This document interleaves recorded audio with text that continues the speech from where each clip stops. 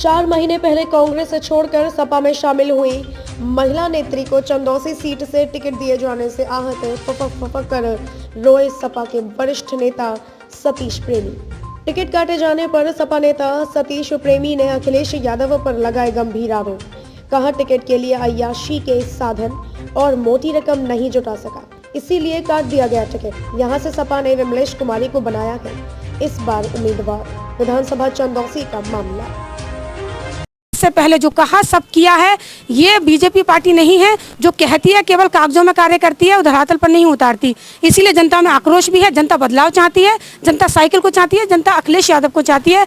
मैं यहाँ के सभी लोगों से, चंदौसी विधानसभा के सभी मतदाताओं से ये अपील करती हूँ कि वह यहाँ बदलाव करें, परिवर्तन लाएं और अपने विकास में अपना और अपने बच्चों का, अपने क्षेत्र के लोगों का और अपने क्षेत्र के विकास के लिए समाजवादी साइकिल के निशान पर बहुमत से जिता करके आप उसका साथ दें। जी, दो सवाल मेरे रहेंगे। पहला सवाल ये था कि कई दिन से उठापटक की टिकट मंडल के सभी प्रत्याशियों को घोषित हो गए थे। एक तो क्या आधार चुना गया है जो आपको यहाँ से प्रत्याशी बनाया? दूसरा सवाल मेरा ये रहेगा कि पिछली बार विधानसभा चुनाव में भी आप गठबंधन की प्रत्याशी थी, कांग्रेस सपा के 40,000 वोटों से लगभग ज्यादा से आपकी हार बताई गई हुई। अब क्या लगता है कि इतनी बड़ी हार को यहाँ पर आप डिफेंस कर पाएंगी? देखिए, सन 2017 से लेकर अब तक का जो कार्यकाल रहा, आपने देखा होगा कि वो चुनाव केवल विकास के मुद्दे पर चुनाव नहीं था, वो केवल एक लहर का चुनाव था, एक धर्म के नाम पर चुनाव था, जो कि आज हमारे हर प्रति वर्ग में ये सब चीज़ टूट चुकी है। तो चाहते हैं। और रही बात मेरे इतने लंबे अंतर से हारने की, सब जानते हैं कि उस समय जितना भी हमारा बीसी और सामान्य जो वर्ग था, वो सब बड़ी आशाएं थी बीजेपी से कि धर्म के नाम पर हमें कहीं ना कहीं तवज्जो मिलेगी, सरकार में तवज्जो मिलेगी, कैबिनेट में तवज्जो मिलेगी, संगठन में मिलेगी। जब उनके कार्यकर्ताओं को, जिन्होंने एड़ी से चोटी तक का जोर लगा करके बीजेपी को जिताने का काम किया, जब उनके घर के लोगों का ही काम नहीं हुआ तो वो जनता के काम को क्या करेंगे? इसी के मद्देनजर लोगों ने बदलाव किया है, परिवर्तन किया है और परिवर्तन इस बार चंदौसी की जरूरत है और परिवर्तन होगा। आदरणीय क्षेत्र के बुजुर्गों, नौजवान साथियों, माताओं, बहनों, मैं सतीश प्रेमी, आपका बेटा, आपका साथी, आपका दोस्त, इस उम्मीद के साथ था कि समाज पार्टी में रह के ईमानदारी से काम किया। लेकिन मैं चाहता था कि चंदौसी विधानसभा क्षेत्र के एक बार सेवा कर सकूं, आपका बेटा बनके, दोस्त बनके, साथी बनके। लेकिन जिस पार्टी में मैं ईमानदारी से रहा, वहां पैसे की कदर थी, अय्याशी के संसाधनों की कदर थी। मैंने जीवन भर न तो पैसा कमाया, न अय्याशी के संसाधन इकट्ठे किए। मैं कोशिश करता रहा कि क्षेत्र की एक बार सेवा कर दूं, जिस लायक था, जैसा भी था, आपका बेटा था, आपका दोस्त था, आपका साथी था। लेकिन मैं आज फेल हो गया। मैंने कभी जाति और धर्म को प्राथमिकता नहीं दी। मैंने कोशिश की कि मैं आपके दुख सुख में साथ हो सकूं, आपको अपने दुख सुख का साथी बना सकूं। लेकिन जिस उम्मीद के साथ अखिलेश यादव जी के साथ एक लंबे समय से समाज पार्टी में रहा,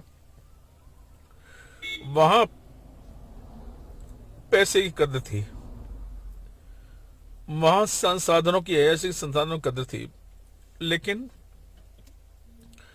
मैं ये उम्मीद के साथ आपसे ये अपनी किस्मत को कोसते हुए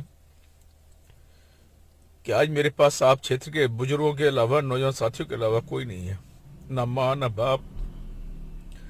लेकिन ये उम्मीद जरूर करता हूं कि आप मेरे साथ खड़े रहोगे, मैं आपके साथ खड़ा रहूंगा। मैं आज चंदौसी से, लखनऊ से चंदौसी वापस लौट रहा हूं। लेकिन आप ये विश्वास रखना कि आपका साथी, आपका बेटा, आपका भाई, आपका सतीश प्रेमी आपके साथ है, कोशिश करेगा कि आपके साथ दुख सुख में खड़ा रहे।